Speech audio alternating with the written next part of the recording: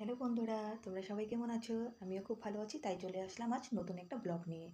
তো আজ ১ই অঘ্রাণ, আজকের দিনে আমরা পুলি পিঠে বানাই। তো সকাল এখন প্রায় ৫টা বাজে। তো সকাল সকালে উঠে গেছি পুলি পিঠা বানানোর জন্য। তো আমি একা বানাবো না, আমার সাথে বানাবে আমার যা, আমার শাশুড়ি আর আমরা ৩ জন মিলে এই পিঠাটাকে বানাবো।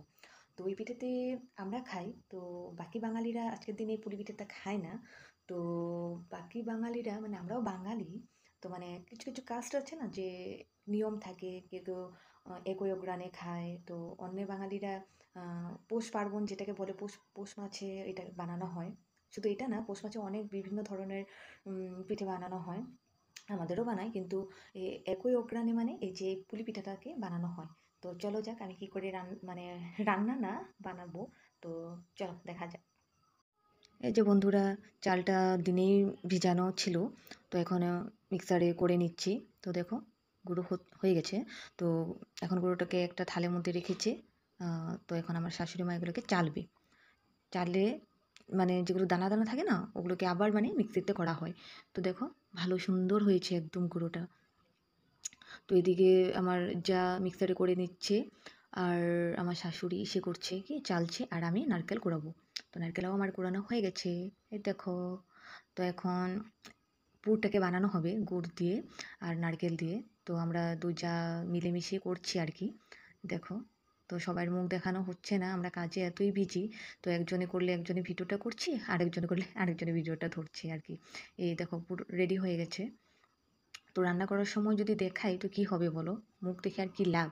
তো দেখো, জলটাকে ফুটানো হয়েছে, তারপর এখানে একটু সর্ষের তেল দিয়ে ভালো করে ফুটিয়ে চালের গুঁড়োগুলোকে দিয়ে দেওয়া হলো এখানে। সাথে জলটাতে আগে একটু নুন দেওয়া হয়েছিল, তো এখন নুনটাকে মানে তুলতে পারিনি, সাথে সাথে এই ভিডিওটা করে নিয়েছি, তো তোলা হয়নি। তো এগুলোকে ভালোভাবে একটু নাড়াচাড়া করে এখন, খুবই গরম দেখো, আমার যা ধরতে পারছিল না, এতটাই গরম ছিল। তো থালে একটা নিয়েছে, থালের মধ্যে তো একটু সর্ষের তেল দিয়ে ভালোভাবে মাখাচ্ছে। তো এখন মাখানো হয়ে গেছে, তো এখন আমার শাশুড়ি মা এগুলোকে কাটবে। তো এটা একটা কিছু একটা পাইপ, হ্যাঁ, ও বেলুনিটা একটা কিছু একটা পাইপ, আর এটা দিয়ে দেখো, এটা দিয়ে কাটে। তো এখন এই যে পুরগুলো দিয়ে দিয়ে কাটবে সুন্দরভাবে, দেখো এভাবে কেটে নিচ্ছে। কাটাটা আমার শাশুড়ি মাই করে, আর আধা করে দেয় ফার্স্টে, শাশুড়ি মাই স্টার্টিংটা করে, এই দেখো।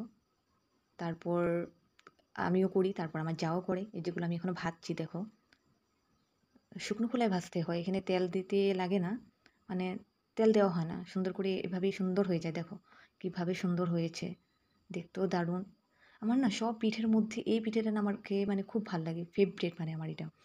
তো খেতেও খুব দারুণ হয়, দেখতেও মানে কি ভালো লাগে না, অসাধারণ। দেখো সুন্দর ভাব, মানে কাটতে হয় আবার শুকনো খোলায় ভাজতে হয়, মানে খেতেও যেমন ভালো লাগে, করতেও মনেই ভালো লাগে। তো সকালে উঠে উঠে যেগুলো করতে হয়, মানে যখন এগুলো করি মানে মনে হয় না যে তো সকাল সকাল উঠে করছি। দেখো কি সুন্দর হয়েছে, তাই না? তো এখন এই পুলি পিঠার আর বানানো শেষ, এখন বানাবো সাদা পিঠে। সাদা পিঠে আমরা সাদা পিঠে বলি, কেউ কেউ আবার চিতই পিঠে বলে। তো ওই যে চালের গুঁড়ো ছিল, ওগুলোতে জল দিয়ে একটু নুন দিয়ে গুলা হয়েছে, সাথে একটু গুলাটাতে একটু খাওয়া সোডাও দেওয়া হয়েছিল। তো এখন দেখো, হয়ে গেছে সাদা পিঠে, চিতই পিঠে। দেখো হয়ে গেছে না? চিতই পিঠেটা বলতে একটু আমার ভালো লাগে না, আমার সাদা পিঠে ভালো লাগে। দেখো এই যে সুন্দর হয়েছে না?